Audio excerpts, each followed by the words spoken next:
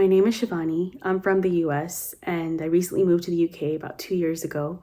Swami's been a huge part of my life since I was born. I was fortunate enough to have been born into Swami's fold, and my parents have been devotees since the past 30 plus years.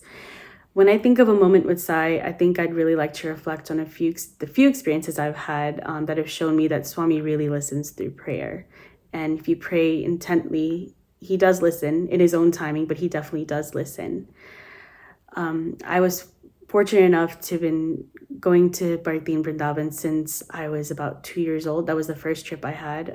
The first experience I had with Swami was when I was 2 years old. My parents took me to Bharati, and on that trip, I became really ill with a really high fever. And one night, my fever was so bad that my parents thought that I wasn't going to make it. That night, their family friends knocked on our door in the ashram and gave us vibhuti that Swami had materialized. My parents gave it to me with full faith, hoping that Swami will take care of me. The next morning, I woke up with no fever. I was feeling much better, so my dad took me to darshan with him that morning. And as Swami walked in front of us, he stood right in front of me and he put his hand all over my head and my arm as well.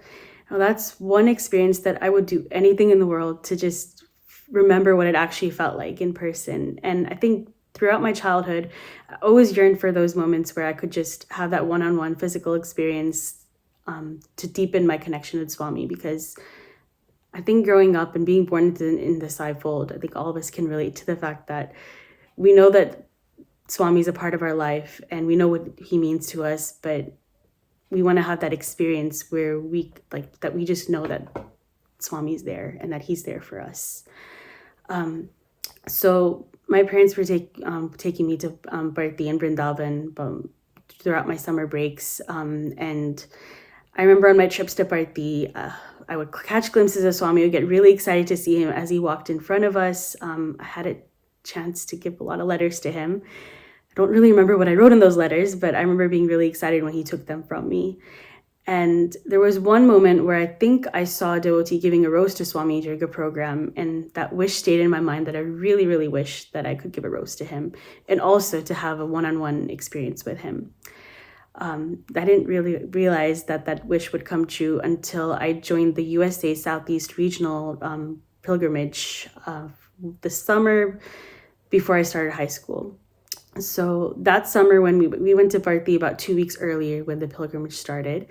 And that summer was very, very difficult for me because I was going through a lot of personal challenges, a lot of health challenges, and I really felt like I needed Swami's support at that time. Now, I'm not sure if it was Swami who put that idea in my head. Somewhere I got this idea that I was going to stand outside his house and pray as intently as I could for as long as I could stand there. And I would do that after morning bhajans, after the evening bhajans, and even when the pilgrimage practices started in full swing, I would try to at least pray there for a few minutes before and after we came back from the practices.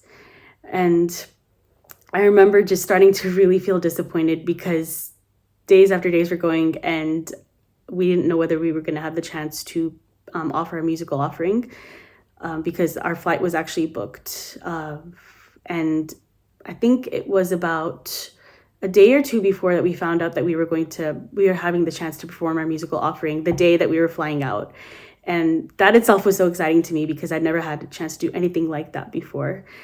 And what was even more surprising was I think the morning of I remember my dad rushed in the room and told me really excitedly that my name was chosen to present a rose and offer a book of our service activities to Swami. And it's funny because my name is never chosen for anything, still isn't, but it happened that day. And I remember just feeling so happy and so excited that Swami actually listened to my prayers, because I think when I was praying to him and standing outside and praying in the ashram, I never really had this expectation that he was going to fulfill my wishes. I just wanted to see what happened.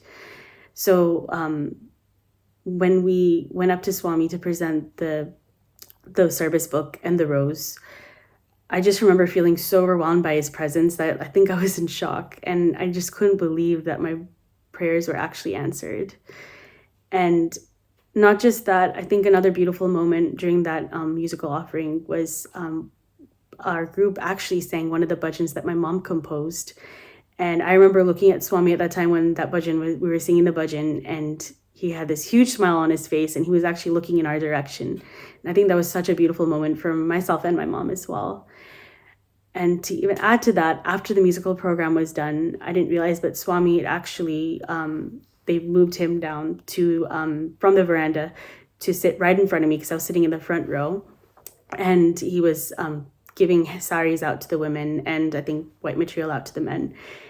And I was still in shock. I couldn't believe that Swami was actually sitting right in front of me for that long. And I just kept staring at him in shock, thinking, I can't believe this is actually happening. And I can't believe he answered my prayers.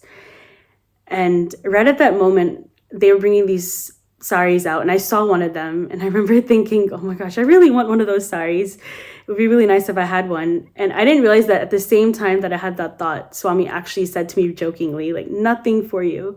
And everyone around me laughed. I didn't even realize that this happened because I was in such a daze until my mom asked me later, like, why was Swami saying that to you? So I thought that was really beautiful that right as I had that thought, Swami read my mind and answered me, even though I guess I didn't realize that in that moment. But it was a confirmation for me that he knows every thought that's going through our mind. And I think that when we really pray with such intensity to move closer to him, he does answer.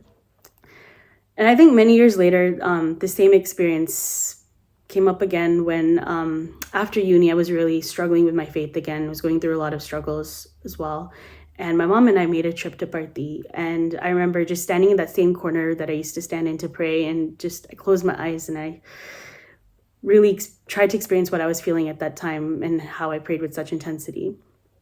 And on that same trip, I ended up meeting an elderly devotee who actually shared her own experiences with me about how she met Swami and how Swami's been a part of her life. And I ended up telling her about what I've been going through. And she actually told me that, you need to pray so hard and so intensely that it feels like you're praying from your stomach. And that really resonated with me, because that's literally how hard I prayed that time during the pilgrimage.